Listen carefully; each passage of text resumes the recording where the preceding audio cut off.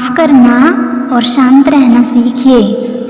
आप ऐसी ताकत बन जाओगे कि पहाड़ भी रास्ता देंगे। व्यक्ति को अपनी इंद्रियों को वश में रखने के लिए बुद्धि और मन को नियंत्रित रखना होगा। जो होने वाला है वो होकर ही रहेगा और जो नहीं होने वाला वो कभी नहीं होता। ऐसा निश्चय जिनकी बुद्धि में है उन्हें चिंता कभी नहीं सताती। किसी भी व्यक्ति को ना तो समय से पहले और ना ही भाग्य से अधिक कुछ मिलता है, लेकिन उसे सदैव पाने के लिए प्रयत्नशील रहना चाहिए।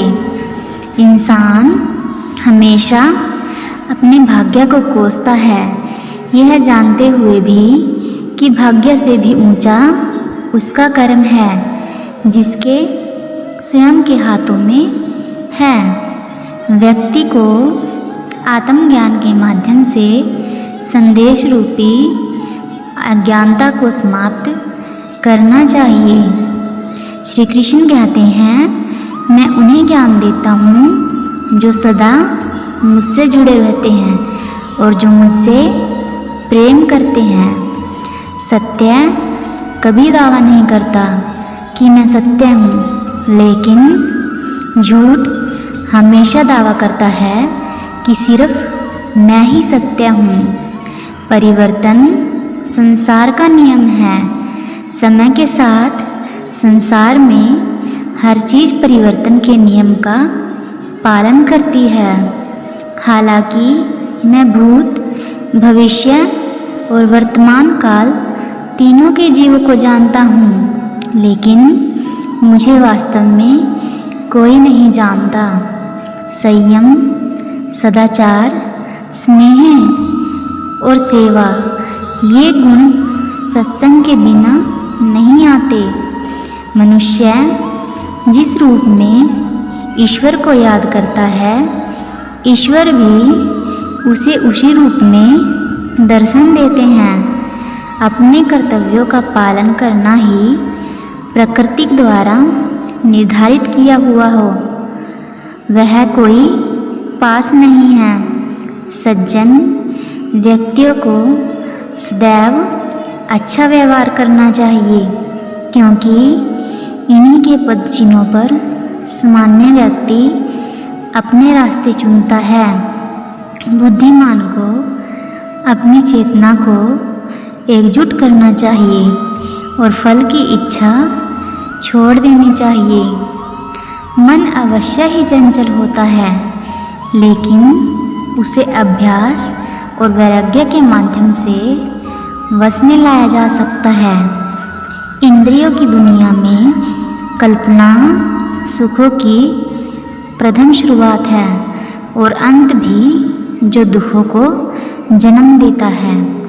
इस संपूर्ण संसार में कोई भी व्यक्ति महान नहीं जन्मा होता, बल्कि उसके कर्म उसे महान बनाते हैं। जीवन में कभी गुस्सा या क्रोध ना करें, यह आपके जीवन को ध्वस्त कर देगा।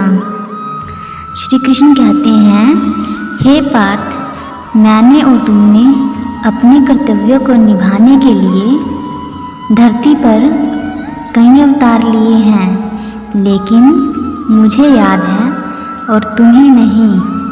वासना, क्रोध और लालच नरक के 3 दरवाजे हैं। जो मनुष्य जिस देवता की विश्वास के साथ भक्ति करता है, मैं उस व्यक्ति की उसी देवता में दृढ़ता बढ़ा देता हूँ। सभी काम छोड़कर बस भगवान में पूर्ण रूप से समर्पित हो जाओ। मैं तुम्हें सभी पापों से मुक्त कर दूँगा। जो व्यक्ति मैं और मेरा इत्यादि की भावना से मुक्त हो जाता है, उसे जीवन में शांति की प्राप्ति होती है। आत्मज्ञान की तलवार से काटकर अपने हृदय के अज्ञान के संदेह को अलग कर दो, अनुशासित रहो, उठो और कार्य करो। जिस प्रकार से प्राकृतिक मौसम में बदलाव आता है, ठीक उसी प्रकार से जीवन में भी सुख दुख आता रहता है। वह कभी स्थायी नहीं रहता। इस जीवन में ना कुछ होता है और ना ही कुछ व्यर्थ होता है। जो लोग परमात्मा को पाना चाहते हैं, वह ब्रह्मचर्य का पालन करते हैं। भगवान श्री कृष्ण कहते हैं, मैं इस संसार की सुगंध हूँ, अग्नि की ऊष्मा हूँ और समस्त जीवित प्राणियों का आत्म संयम हूँ। बुद्धिमान व्यक्ति कभी भी कामुक सुख में आनंद लेते हैं। वह सदैव मोक्ष की प्राप्ति में लगे रहते हैं। वह जो सभी इच्छाओं का त्याग देता है, उसे शांति की प्राप्ति होती है। संपूर्ण संसार में जब अधर्म और पाप बढ़ता है, तो मैं धर्म की पुनः स्थापना के लिए धरती पर अवतार लेता हूँ। जैसे अंधेरे में प्रकाश की ज्योति जगजमाती है, ठीक उसी प्रकार से सत्य की चमक भी कभी फीकी नहीं पड़ती। इसलिए व्यक्ति को सदैव सत्य बोलना चाहिए। श्री हरि कहते हैं, मैं सभी प्राणियों के हृदय में विद्यमान हूँ। जो व्यक्ति मृत्यु के दौरान मेरा नाम लेता है, वह सदैव मेरे ही धाम को प्राप्त होता है। इसमें कोई शक नहीं है। ऐसा कुछ भी नहीं, चेतन या अचेतन, जो मेरे बिना अस्तित्व में रह सकता हो। परिवर्तन ही इस संपूर्ण संसार का नियम है। इसलिए व्यक्ति को कभी अपने वर्तमान पर घमंड नहीं करना चाहिए। जिसने जन्म लिया है, उसकी मृत्यु निश्चित है और मृत्यु के पश्चात पुनर्जन्म भी निश्चित है। मनुष्य का संपूर्ण शरीर 5 तत्वों से मिलकर बना है: अग्नि, जल, वायु, आकाश और पृथ्वी। और अंत में उसके शरीर को इन्हीं 5 तत्वों में विलीन हो जाना है।